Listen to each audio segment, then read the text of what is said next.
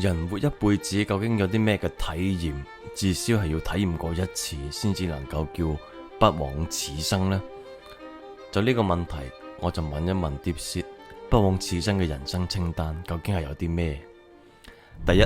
情感同關係嘅深度體驗，愛同被愛，無論係親情、友誼定係愛情，體驗過一次毫無保留嘅付出同埋接納，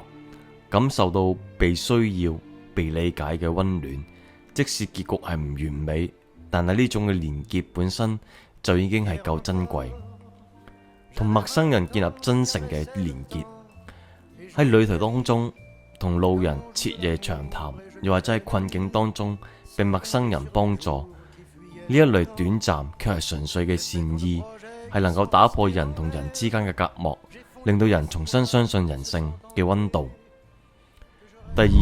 突破自我嘅挑戰，做一件令自己恐懼嘅事情，譬如話公開演講、崩極、向暗戀嘅人告白，甚至只係拒絕人哋一次。面對恐懼後，你會發現好多嘅唔可能，即係心理上嘅枷鎖。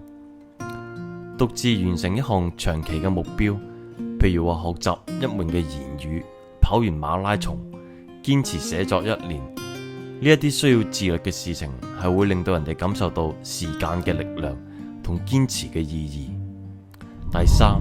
同大自然同世界嘅共鳴，喺無人之地仰望星空，遠離城市嘅燈光，瞓喺曠野當中凝視銀河，嗰一刻嘅渺小，會令到人哋放下執念，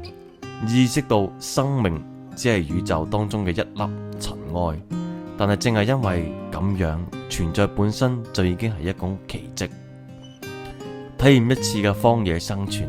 露營、徒步穿越無人區，甚至只係暴雨中當中奔跑，大自然嘅力量會令到人重新理解脆弱同堅毅。第四，創造同奉獻嘅價值，親手創造一樣東西，種一棵樹，烤一個麵包，寫一首詩，又或者係畫一幅畫，創造嘅過程當中係能夠喚醒人對生命嘅掌控感，即使嘅成果係微不足道，不求回報地幫助他人，無論係捐款、做志願者，又或者係傾聽朋友嘅痛苦，純粹嘅利他行為會帶嚟一種超越自我嘅幸福感。第五，直面生命嘅真相，見證一次生與死嘅交界，陪伴親人嘅離世，或者係迎接新生命嘅誕生，呢啲嘅時刻都會令到人重新思考失去同希望嘅意義。體驗一次一無所有，可能係物質上嘅缺乏，又或者係精神上嘅低潮。喺絕境當中，人往往係能夠睇清自己真正需要嘅東西。第六，文化同精神嘅碰撞，參與一場古老嘅傳統儀式，譬如話藏族嘅轉山、日本嘅茶道，又或者係鄉村嘅祭祀活動，呢一啲嘅儀式承載住人類對生命最原始嘅敬畏同詩意。喺異國他鄉迷路，當言語不通、文化陌生嗰陣，人嘅本能就能夠調動所有嘅感官去感受呢個世界。呢一種原始嘅好奇心，正係活着嘅證明。最後定義自己嘅不枉此生，以上嘅清單都唔係標準嘅答案。真正嘅關鍵就係在於你係咪曾經主動選擇過自己嘅人生，無論係轟轟烈烈定係細水長流。只要某一刻你由衷感嘆活着真好，